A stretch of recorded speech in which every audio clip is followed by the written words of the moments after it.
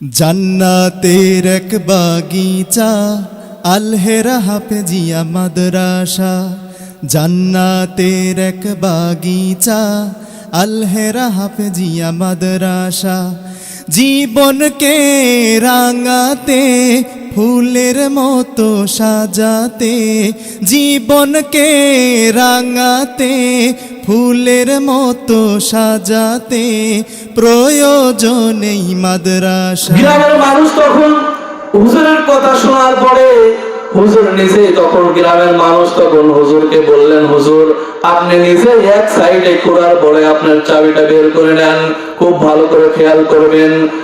ওই হুজুরটা যখন কবরের কাছে গেল, যাওয়ার পরে যখন একদিকে খুললো, খোলার পরে দেখলেন মাটি যখন সরাইলেন, সরানোর সঙ্গে সঙ্গে একটা সুন্দর সুঘ্রাণ বের হয়ে গেল। সুবহানাল্লাহ জোরে বলেন।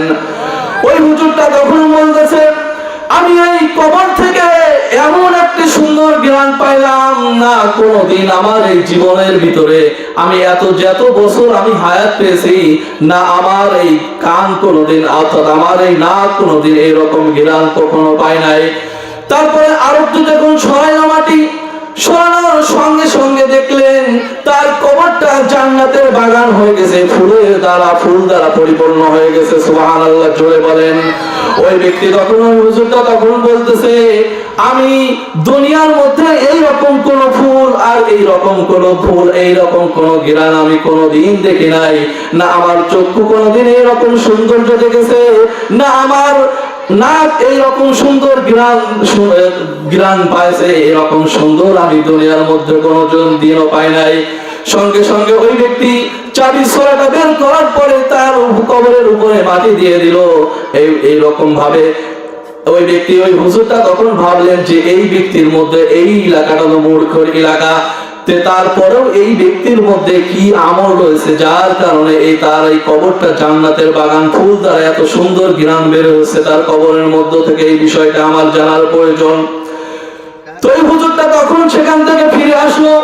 আসার পরে তাদেরকে জিজ্ঞাসা করলেন যে তোমার বাবার, ওই গ্রামের লোকদেরকে জিজ্ঞাসা করলো যে এই ব্যক্তির আপনজন বলতে আর কে আছে। সঙ্গে সঙ্গে ওই ব্যক্তিরা, গ্রামের মানুষেরা বললো এই ব্যক্তির আপন বলতে একটা মেয়ে আছে। কি আছে বলেন? একটা মেয়ে। সঙ্গে সঙ্গে ওই হুজুরটা তার বাড়িতে গেল, যাওয়ার পরে ওই মেয়েকে জিজ্ঞাসা করতেছে, তোমার বাবার কি ভালো একটা আমল রয়েছে, সেই আমলটা আমাকে বলো। ওই মেয়েটা সঙ্গে সঙ্গে বলতেছে, আপনি তো ইতিমধ্যে সব শুনেছেন, এই গ্রামের মধ্যে কোনো শিক্ষিত মানুষ নাই, এই এলাকাটা ধরেই মূর্খর এলাকা, অতএব আমার বাবার মধ্যে কোনো ভালো আমল ছিল না। সুতরাং আমার বাবা একজন দিন মজুরির কাজ করতো, কাজ করার পরে আমি আমার বাবার শুধুমাত্র এই একটা কাজের দিকে লক্ষ্য করেছিলাম। ওই একটা কাজ হলো আমার বাবা রাত্রে আসার পর সুন্দর করে তার হাত পাও ধুয়ে নিত, নেওয়ার পরে ওই যে ঘরের মধ্যে উপরে একটা বই দেখতেছেন, ওই বইটা সে পারতো, পারার পরে লাইনের উপরে হাত দিত আর বলতো, এ বাদশাহ সাহাই, এই কালাম আল্লাহ কা কালাম হাই, এ বাদশাহ সাহাই, এই সত্য বাণী, এটা তো আল্লাহ পাক রব্বুল আলামিনের কালাম। এই কথাগুলো বলতো আর লাইনের উপর হাত দিত, পড়তে পারতো না, দুচোখ দিয়ে পানি পড়তো আর এই কথা বলতো। তখন ওই হুজুরটা ঘরের মধ্যে গেল, যাওয়ার পরে সেই ওই বইটা সাধারণ কোন বই নয়, ওই বইটা হলো আল্লাহ পাক রব্বুল আলামিনের কালাম। সুবহানাল্লাহ জোরে বলেন। ওই ব্যক্তি, ওই হুজুরটা তখন ওই কোরআনুল কারীমটা নিচে পারার পরে দেখলেন এটা সাধারণ কোন বই নয়, আর এই ব্যক্তি শুধুমাত্র কোরআনুল কারীমকে না পড়ার কারণে যেটা আফসোস করতো আর কান্না করতো, এর কারণে আল্লাহ পাক রব্বুল আলামিন তার কবরকে জান্নাতের বাগান বানায় দিয়েছে। সুবহানাল্লাহ জোরে বলেন। তাহলে আমি এই ঘটনাটা আপনাদেরকে বোঝানোর এটাই চেষ্টা করতেছিলাম, সাধারণ একজন মূর্খর এলাকা থেকে যদি একজন মানুষ শুধুমাত্র কোরআনুল কারীমকে না পড়ার পরেও ওই ব্যক্তি শুধুমাত্র অক্ষরের উপরে হাত দেওয়ার কারণে এবং আল্লাহ পাক রব্বুল আলামিনের দিকে, মানে আল্লাহ পাক রব্বুল আলামিনের দিকে এমন ভাবে চাইতো যে আল্লাহ আমি এই জিনিসটা পড়তে পারি না, কিন্তু আমি এটা সাক্ষ্য দিচ্ছি এটা আপনার কালাম, এটা সত্য বাণী, শুধুমাত্র এতটুকু আফসোস করার কারণ যদি ওই ব্যক্তি মৃত্যুবরণ করার পরে সঙ্গে সঙ্গে যদি আল্লাহ পাক রব্বুল আলামিন ওই কবরটা জান্নাতের বাগান বানায় দিতে পারে, আমি আপনি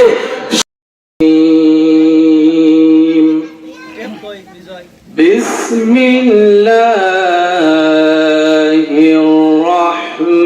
রহমানির রহিম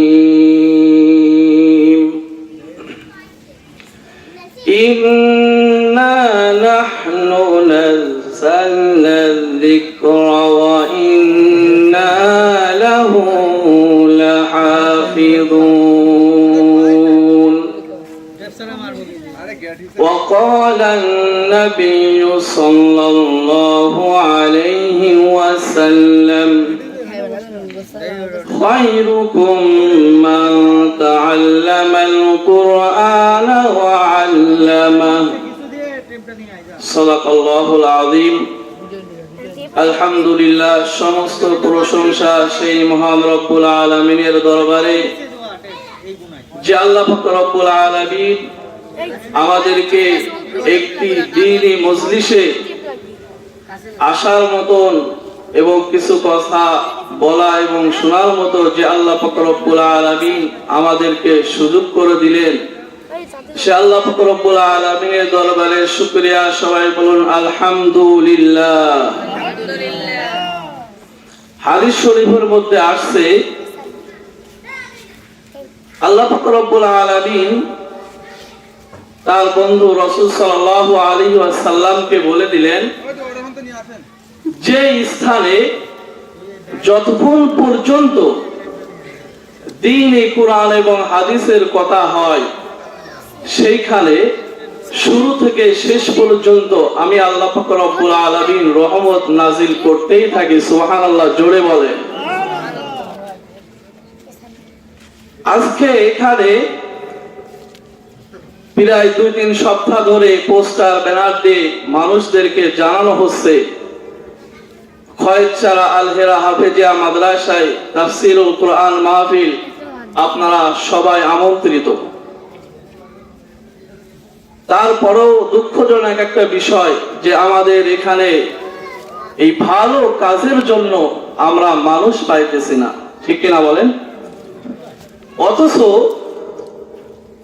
অন্য কোনো কোথাও যদি এই কুরআন এবং হাদিসের কথা ছাড়া যদি অন্য কোনো কাজের জন্য যদি মানুষকে ডাকা হতো, গান বাজনা অন্য কোনো কিছুর জন্য যদি ডাকা হতো, ডাকা যদি নাও হতো, তারপরও দেখতেন ওখানে জায়গা দেওয়া যেত না। কথা বলে ঠিক কিনা?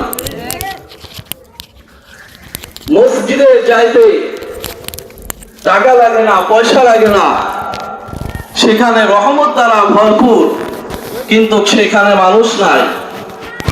আর যেখানে গুনাহের সয়লাব, সেইখানে মানুষ দৌড়াচ্ছে গুনাহে করার জন্য। কথা বলেন ঠিক কিনা? তাহলে আমরা কোন দিকে ধাবিত হচ্ছি আর আমাদের কোন দিকে যাওয়ার প্রয়োজন ছিল? তো আমি কোরআনুল কারীমে সূরাতুল হিজরের 9 নম্বর আয়াত তেলাওয়াত করেছি এবং রাসূল সাল্লাল্লাহু আলাইহি ওয়াসাল্লামের অগণিত হাদিস থেকে একটি হাদিস তেলাওয়াত করেছি। আজকে আমি যে বিষয় নিয়ে কথা বলবো সেটা হলো কোরআনের মর্যাদা এবং কোরআনের ফজিলত। যতটুকু টাইম রয়েছে এর মধ্যে কিছু কথা আপনাদের সামনে বলার চেষ্টা করব ইনশাআল্লাহ তাআলা। তো আমি সর্বপ্রথম কোরআনের দিকে যাই। কোরআনুল কারীম যেই স্থানে যেখানে রাখা হয়, যে রেহেলটা আমরা ব্যবহার করি আর যেই গিলাফটা ব্যবহার করি, এই সম্পর্কে আমি আপনাদের সামনে কিছু কথা বলতে চাই। তো আমরা দেখব যে কোরআনুল কারীম যেই কাঠ অথবা প্লাস্টিকের রেহেলের উপরে রাখা হয়, ওইটা কি অনেক দামি নাকি বলেন? অনেক দামি নাকি বলেন? অনেক দামি নয়। ওই কাঠটা, ওই রেহেলটা কি দিয়ে বানানো? আমাদের বাড়িতে দেখা যাচ্ছে খাট এবং শোকেস অন্যান্য আসবাবপত্র বানানোর পরে যে অবশিষ্ট কাপড় বেঁচে থাকে, অবশিষ্ট যে কাঠটা বেঁচে থাকে, ওই কাঠটা দিয়ে আমরা কি করি বলেন, রেহাল বানাই। বেঁচে গেছে এই জন্য একটা কাজে লাগানোর দরকার। তাহলে ওই সামান্যতম বেঁচে থাকা কাঠটা কোরআনুল কারীমের সাথে লাগার কারণে যদি তার সম্মান এত বেশি হতে পারে, আমি আপনি যদি কোরআনুল কারীমের সাথে যদি থাকি, তাহলে আমার সম্মান বাড়বে না কমবে বলেন? অবশ্যই বাড়বে। কেননা আল্লাহ পাক রব্বুল আলামিন কোরআনুল কারীমের মধ্যে বললেন, ইন্না নাহনু নাযালনা যিকরা ওয়া ইন্না লাহু লাহাফিযুন। আমি আল্লাহ পাক রব্বুল আলামিন কোরআনুল কারীমকে অবতীর্ণ করেছি, নাজিল করেছি। আমি আল্লাহ পাক রব্বুল আলামিন নিশ্চয় ওই কোরআনুল কারীমকে হেফাজতকারী আমি নিজেই। সুবহানাল্লাহ, জোরে বলেন সুবহানাল্লাহ। তাহলে আল্লাহ পাক রব্বুল আলামিন বললেন, আমি আল্লাহ পাক রব্বুল আলামিন নিজেই এই কোরআনুল কারীমকে নাজিল করেছি, আর এর সংরক্ষণ করার দায়িত্ব আমি আল্লাহ পাক রব্বুল আলামিন নিজেই। পৃথিবীর অনেক জায়গায় খেয়াল করে দেখবেন যে অনেক 20 তলা 25 তলা অনেক জায়গায় আগুন লেগে পুড়ে ছারখার হয়ে গেছে, তারপরেও দেখবেন কোরআনুল কারীম যেরকম সেরকমই রয়েছে। কথা বলেন ঠিক কিনা? উপরের পৃষ্ঠা যদি সারা পৃষ্ঠা যদি পুড়েও যায়, তারপরে দেখবেন অক্ষরগুলো এরকম সুন্দরই রয়েছে। সুবহানাল্লাহ, জোরে বলে। তাহলে আমি যে কথা আপনাদেরকে বোঝাতে চাচ্ছিলাম, যে বাড়িতে অবশিষ্ট কাঠ, বেঁচে থাকা কাঠ দিয়ে যদি একটা রেহাল বানানো হয়, রেহাল বানানোর পরে ওই সামান্যতম কাঠটা যদি কোরআনুল কারীমের সাথে স্পষ্ট আসার কারণে, লাগার কারণে ওই কাঠটা যদি এত দামি হয়ে যায়, অবশ্যই আমি আপনি যদি কোরআনুল কারীমের সাথে যদি জুড়ে থাকি, লেগে থাকি, আল্লাহ পাক রব্বুল আলামিন দুনিয়াতে ওই রেহালের থেকেও বেশি আমাদেরকে সম্মানিত করবে কিনা বলেন? অবশ্যই সম্মানিত করবেন। এই জন্য ওই কোরআনুল কারীমের সাথে আমাদেরকে লেগে থাকতে হবে। অপরদিকে কোরআনুল কারীমের যে গিলাফটা, আমরা যে কাপড়টা দিয়ে কোরআনুল কারীমকে সুন্দর করে উপরে একটা গিলাফ দিই, ওই গিলাফটা কি হাজার হাজার কোটি টাকার কাপড় নাকি বলেন? হাজার হাজার কোটি টাকার গিলাফ নয়, কাপড় নয়। আপনি একটা জুব্বা বানাইছেন, জামা বানাইছেন, বানানোর পরে আপনার অবশিষ্ট যে কাপড়টা বেঁচে যায়, ওই কাপড়টা আপনি কি করবেন, সেই হিসাবে ওই কাপড়টা আপনি কি করেন, কোরআনের একটা গিলাফ লাগাই দেন। তো আমি যে কথা বোঝাতে চাচ্ছিলাম, যে বিষয়টা আপনাদেরকে বোঝাতে চাচ্ছিলাম, ওই সামান্যতম কাপড় কোরআনের সাথে লাগার সঙ্গে সঙ্গে ওই কাপড়টা যদি কোরআন থেকে নিচে পড়ে যায়, পায়ে লাগে, সঙ্গে সঙ্গে ওই কাপড়টা তুলে চুমু খায় কিনা বলেন? অবশ্যই চুমু খায়। কেন? ওই কাপড়টা কোরআনের সাথে লাগার কারণে ওই কাপড়টা সাধারণ কাপড় নয়, ওই কাপড়টা কোরআনের কাপড়, ওই কাপড়টা কোরআনের জামা, যার কারণে ওই কাপড়টা নিচে পড়ার সঙ্গে সঙ্গে সবাই আমরা ওই কাপড়টা তুলে আগে চুমা খাই। কিসের কারণে? কোরআনুল কারীমের সাথে সংস্পর্শ তার সাথে লাগার কারণে ওই কাপড়টা এত দামি হলো। অথচ আমি আপনি কত হাজার হাজার টাকার কাপড়ের জামা পায়জামা আমরা পোশাক ব্যবহার করি, ওই পোশাকটা আমরা নিচে পড়ে গেলেও, পায়ে লাগলেও আমরা কখনো চুমা খাই না। কেন? ওই কাপড়টা চুমা খাওয়ার কোনো প্রয়োজন হয় না। অথচ ওই কাপড় দিয়ে একটা গিলাফ বানাইছে, গিলাফ বানানোর পরে কোরআনুল কারীমের সাথে লাগার কারণে ওই কাপড়টা দামি হয়ে গেছে। এই জন্য সর্বক্ষেত্রে কোরআনুল কারীমের সাথে লেগে থাকতে হবে। এটা হলো একটা জান্নাতের বাগান। কোরআনুল কারীম যেখানে শিক্ষা অর্জন করা হয়, শিক্ষা দেওয়া হয়, সেটা হলো কোরআনের বাগান। রাসূল সাল্লাল্লাহু আলাইহি ওয়াসাল্লাম হাদিসের মধ্যে বলেন, খায়রুকুম মান তাআল্লামাল কুরআনা ওয়া আল্লামা। রাসূল সাল্লাল্লাহু আলাইহি ওয়াসাল্লাম বললেন, দুনিয়ার মধ্যে সর্বপ্রথম সর্বোত্তম হলো ওই ব্যক্তি যেই ব্যক্তি কোরআনুল কারীমকে শিক্ষা করে এবং শিক্ষা করায়। সুবহানাল্লাহ জোরে বলেন। তাই রাসূল সাল্লাল্লাহু আলাইহি ওয়াসাল্লাম বলে পৃথিবীর মধ্যে সর্বোত্তম মানুষ ওই ব্যক্তি যেই ব্যক্তি খায়রুকুম মান তাআল্লামাল কুরআনা ওয়া আল্লামা, যে ব্যক্তি কোরআনুল কারীমকে শিক্ষা করায় এবং যে ব্যক্তি শিক্ষা করে, এই ব্যক্তি দুনিয়ার মধ্যে সর্বোত্তম ব্যক্তি। আর অন্য কোন কারোর কথা কি এখানে বলা হয়েছে বলেন? অন্য কোন ব্যক্তির কথা কিন্তু এখানে বলা হয় নাই। এই জন্য কোরআনুল কারীমের সাথে সর্ব অবস্থায় লেগে থাকতে হবে, জুড়ে থাকতে হবে। হাদিস শরীফের মধ্যে এটাও আসছে যে ছাত্র, যে মুমিন ব্যক্তি কোরআনের সাথে থাকে তাদেরকে সহযোগিতা করা। হাদিস শরীফের মধ্যে এরকম আসছে, হয় আপনি কোরআনুল কারীমের পিতা হন, অথবা নিজেই কোরআনের হাফেজ হন, অথবা আপনি কোরআনের একজন সহযোগিতা হন। কোরআনে কি হন? একজন সহযোগিতা হন। এটাও যদি না পারেন, তাহলে সর্বশেষ ক্ষেত্রে আপনারা তাদেরকে ঘৃণা করবেন না, তাদেরকে কি করবেন? ভালোবাসবেন। একদম শেষ পর্যায়ে আমরা যাব না, তাদেরকে কি করব না? ঘৃণা করব না। তাদেরকে সহযোগিতা, আমরা নিজেরা যদি কোরআনুল কারীমের পিতা যদি নাও হতে পারি, কোরআনের হাফেজ যদি নাও হতে পারি, তাদেরকে সহযোগিতা করব, পাশে থাকব। এটাও যদি না পারি, সর্বশেষ আমরা তাদেরকে মহব্বত করব, ভালোবাসবো। একদম সর্বশেষ যেটা, তাদেরকে যেন আমরা কি করি না? ঘৃণা করি না। সর্বশেষ এই কাজটা যেন আমরা না করি। ছোট্ট একটা ঘটনা বলে আপনাদেরকে বোঝানোর জন্য সহজ হবে। আমি বড় একটা আমার উস্তাদ থেকে এই ঘটনাটা সরাসরি শুনেছিলাম ক্লাসে। খুব গুরুত্বপূর্ণ ঘটনাটা, খুব ভালো করে খেয়াল করবেন। যে সামান্যতম একজন ব্যক্তি কোরআন পড়তে পারে না, ওই ব্যক্তি শুধুমাত্র কোরআনটা প্রতিদিন খোলার কারণে যদি তার কবরের মধ্যে এত সুন্দর জান্নাতের বাগান হয়, সেই ঘটনাটাই আমি আপনাদের সামনে উপস্থাপনা করবো ইনশাআল্লাহ।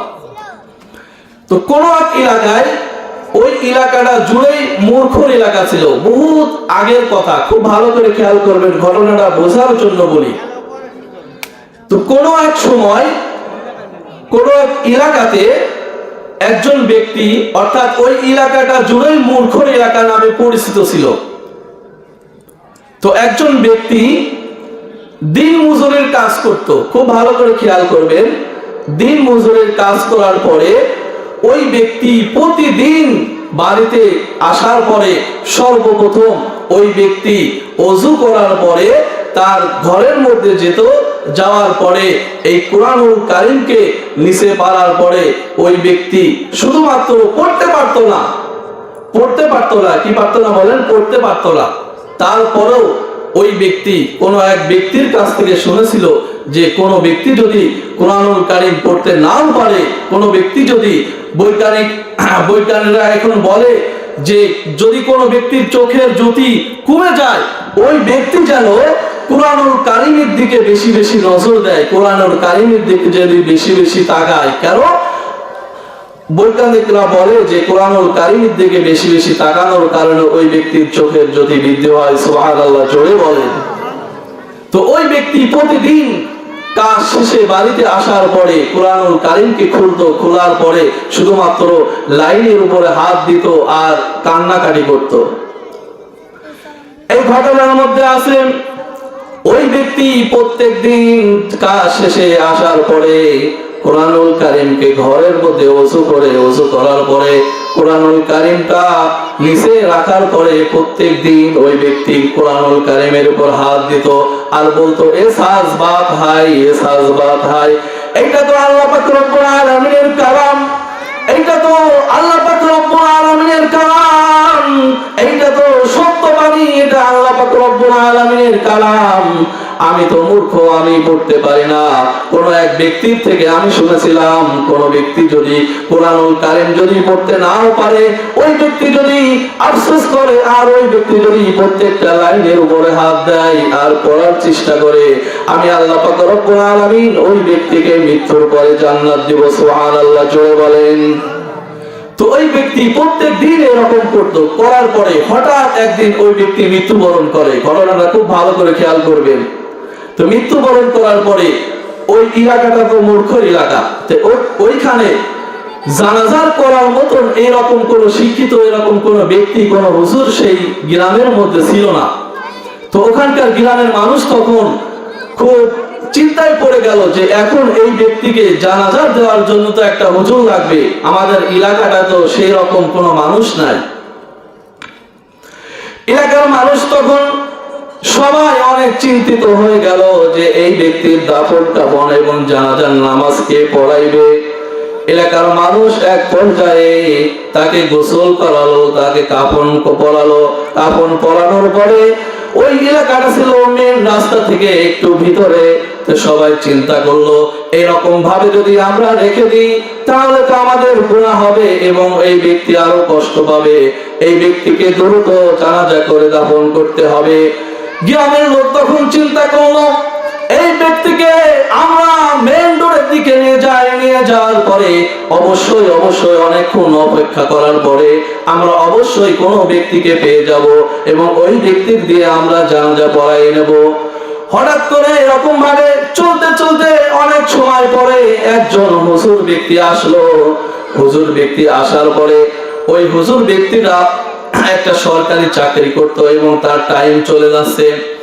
তো গ্রামের লোক তাকে থামাইলো, বললেন হুজুর আমরা এমন এক এলাকা থেকে এখানে আসছি, আমরা খুব বিপদের মধ্যে আছি, বিপদের মধ্যে।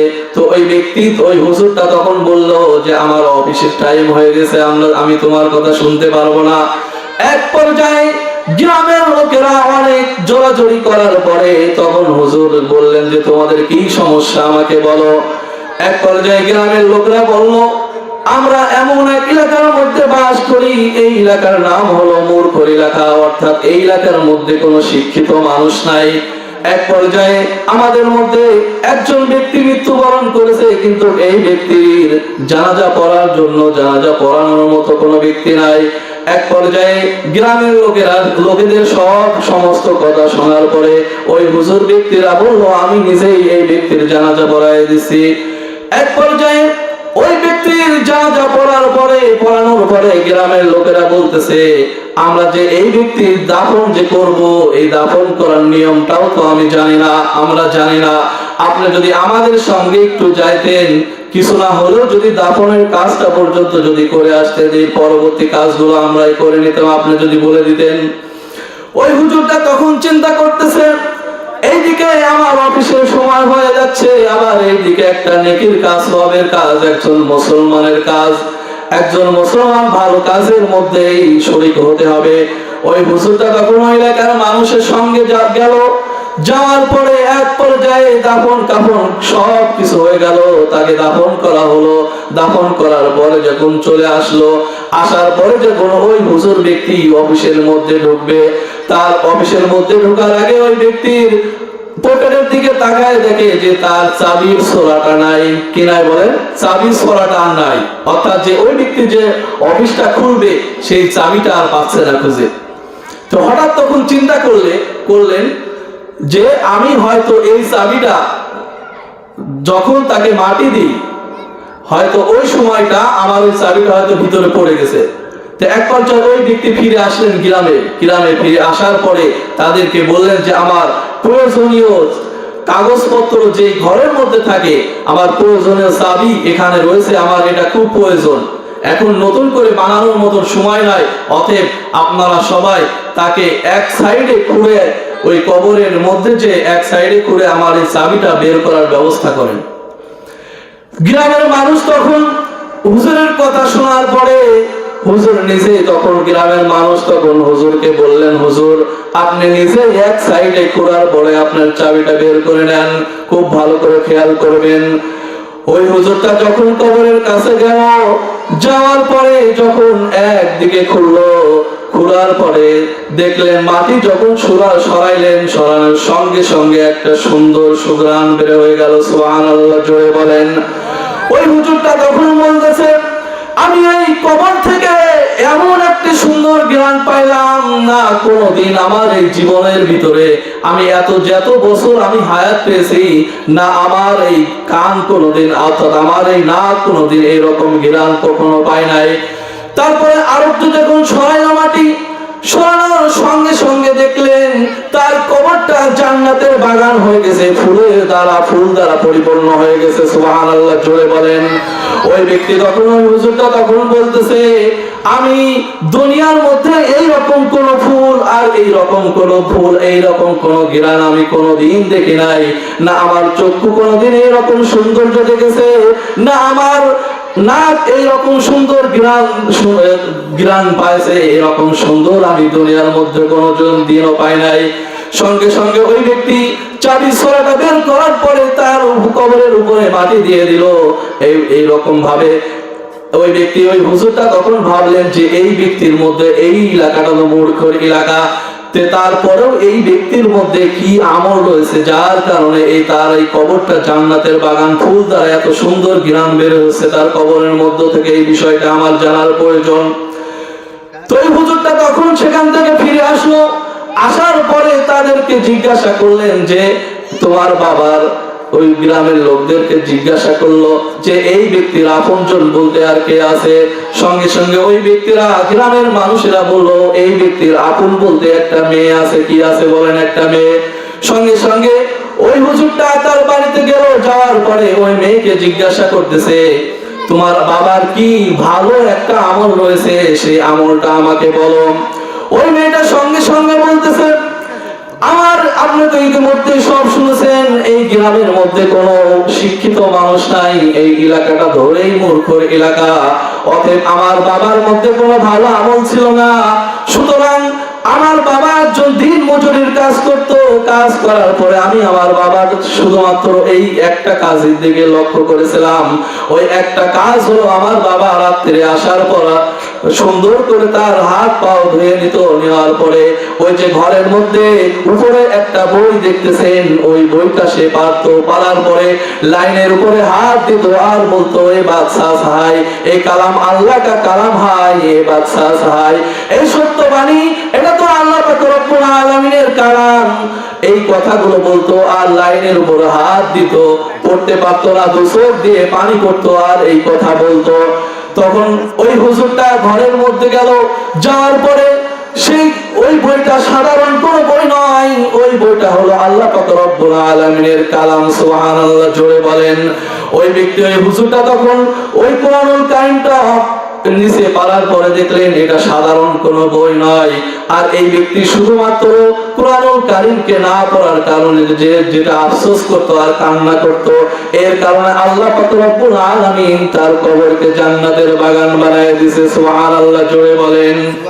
তাহলে আমি এই ঘটনাটা আপনাদেরকে বোঝানোর এটাই চেষ্টা করতেছিলাম, সাধারণ একজন মূর্খর এলাকা থেকে যদি একজন মানুষ শুধুমাত্র কোরআনুল কারীমকে না পড়ার পরেও ওই ব্যক্তি শুধুমাত্র অক্ষরের উপরে হাত দেওয়ার কারণে এবং আল্লাহ পাক রব্বুল আলামিনের দিকে, মানে আল্লাহ পাক রব্বুল আলামিনের দিকে এমন ভাবে চাইতো যে আল্লাহ আমি এই জিনিসটা করতে পারি না, কিন্তু আমি এটা সাক্ষ্য দিচ্ছি এটা আপনার কালাম, এটা সত্য বাণী, শুধুমাত্র এতটুকু আফসোস করার কারণে যদি ওই ব্যক্তি মৃত্যুবরণ করার পরে সঙ্গে সঙ্গে যদি আল্লাহ পাক রব্বুল আলামিন ওই কবরটা জান্নাতের বাগান বানায় দিতে পারে, আমি আপনি সব কিছু পারি, দুনিয়া সব কিছু আমরা চেষ্টা করলে অবশ্যই পারি।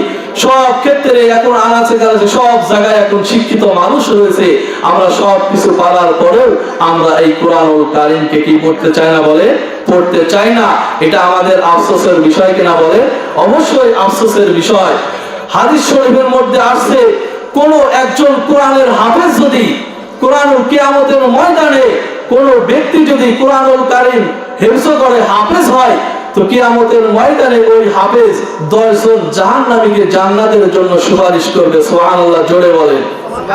তো যে 10 জনের জাহান্নাম অলরেডি ঘোষণা হয়ে গেছে যে এই 10 জন ব্যক্তি জাহান্নামী, তো আল্লাহ পাক রব্বুল আলামিন বললেন ওই হাফেজ যদি এরকম ভাবে আমার কাছে সুপারিশ করে তাহলে আমি ওই 10 জন ব্যক্তিকে জাহান্নাম থেকে জান্নাতি বানাই দেবো। সুবহানাল্লাহ, জোরে বলেন। তো এইরকম ভাবে অসংখ্য হাদিস এবং কোরআনুল কারীমের মধ্যে অসংখ্য অগণিত আল্লাহ পাক রব্বুল আলামিন কোরআনুল কারীমের অসংখ্য বর্ণনা দিয়েছেন। তো চাই হোক আল্লাহ পাক রব্বুল আলামিন যেন এতক্ষণ পর্যন্ত যে কথাগুলো বললাম, আল্লাহ পাক রব্বুল আলামিন যেন আমাদের সবাইকে আমল করা তৌফিক দান করুক, সবাই বলেন আল্লাহুম্মা আমিন। আর অবশ্যই অবশ্যই আমরা কোরআনুল কারীমকে পড়ার চেষ্টা করব। সর্বশেষ কথা হলো, পৃথিবীর মধ্যে এমন কোনো বই নাই, এমন কোনো কিতাব নাই, এমন কোনো জিনিস নাই যে জিনিসের দিকে তাকাইলে চোখের জ্যোতিবৃদ্ধি হবে একমাত্র আল কোরআন। একমাত্র কি বলেন? একমাত্র আল কোরআনের দিকে তাকাইলে শুধুমাত্র চোখের জ্যোতি বৃদ্ধি হয়। তাছাড়া পৃথিবীর মধ্যে এমন কোন জিনিস এখন পর্যন্ত আসি নাই, দ্বিতীয়ত এইরকম কোন জিনিস আসি নাই যে জিনিসের দিকে তাকাইলে চোখের জ্যোতি বৃদ্ধি হয়। এজন্য আল্লাহ পাক রব্বুল আলামিন যেন আমরা বেশি বেশি করে যেন কোরআনুল কারীম করতে পারি। আর কোরআনুল কারীমের জায়গাটা এখন টিভি আর মনিটরের জায়গা হয়ে গেছে। কথা বলেন ঠিক কিনা? কোরআনুল কারীম যে স্থানে আগে থাকতো সেই স্থানটা এখন মনিটর আর টিভি দ্বারা পরিপূর্ণ হয়ে গেছে।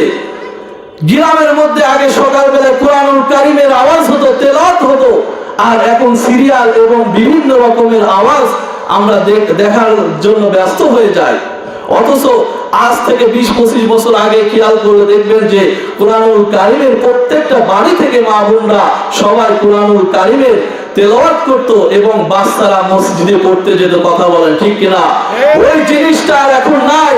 খ্রিস্টানরা, ইহুদিরা তারা ভাবলো যে এই সন্তানগুলো যদি সকালে পড়তে যায় তাহলে এরা তো দিনের মধ্যে মুসলমানই তো আরো বেশি হবে, ইমানটা শক্ত হবে। যার কারণে ইহুদিরা, খ্রিস্টানরা একটা সুন্দর একটা সিস্টেম করে দিয়েছে, তারা এখন আর কোরআনুল কারীম পড়তে মক্তবে মসজিদে সকালে যায় না। তারা এখন সকালবেলা কিসে যায় বলেন? কিসে যায়? পেলে যায়। পেলে স্কুল, কেজি স্কুলে পড়তে যায়। ঠিক না বলেন?